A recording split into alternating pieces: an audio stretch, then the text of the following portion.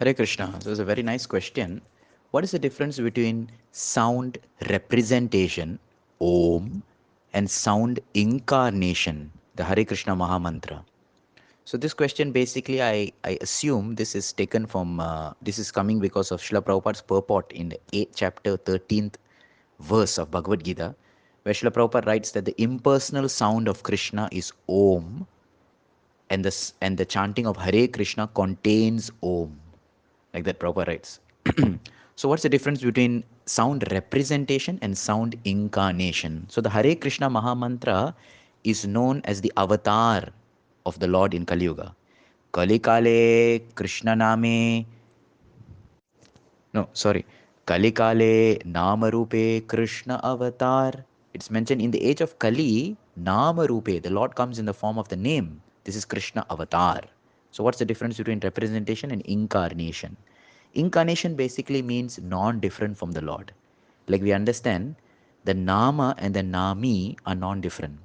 Right? Nama Chintamani Krishna Chaitanyas Rasa Vigraha Purna Shuddho Nitya Mukto Abhinna Nama Namino. The Nama and the Nami, the name and the person owning the name is non-different. For example, we have a name, right? But I can change my name also. So I and my name are not actually connected because it can change. But in Krishna and Krishna's name are non-different. When you say Krishna, it's actually Krishna present. So that is a direct talking, a direct indication of the Supreme Lord. So therefore, Hare Krishna Maha Mantra is directly worshipping the Lord. We are praying to Krishna in his personal form. So therefore, it is called sound incarnation. Whereas the Omkara or the Pranava mantra, Om, this is the impersonal sound representation of the Lord. This actually is representing Brahman. Brahman means what? The Lord's spiritual Shakti, spiritual potency. How is it? Everywhere. Where is it? Everywhere. What is it? Everything. It is so broad. It encompasses everything. Brahman. So therefore it's a representation. There's no clarity to it. It's everywhere.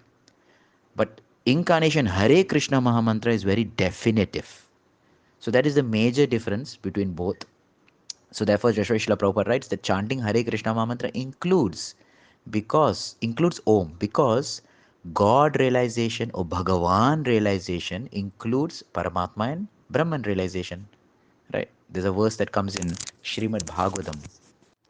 Vadanti tat tattvavidas tattvam yat jnanam advayam brahmeti paramatmeti bhagavan iti shabdyate. So the great transcendentalists, they understand God to be in three facets or three features. The all-pervasive form of God, which is Brahman, the localized aspect of Lord sitting in everyone's heart, which is Paramatma, and the individual personalized form of the Lord, which is Bhagavan, of which Bhagavan is the most supreme. So Bhagavan realization includes all other realization. Prabhupada gives this very common analogy. You know, if you're looking from far, mountain looks all green. The mountain looks all green. When you go nearer, you said, oh, there are trees. And then when you go even nearer, you'll see there are fruits on the trees, there are animals living there. So the detail is more. From far, it looks like just a big green patch. So therefore, Brahman looks like that, just a white light. But one enters, then one sees, oh, there's actually more to it. So the impersonalists, they, by worshipping Om, they're not sure where they are headed.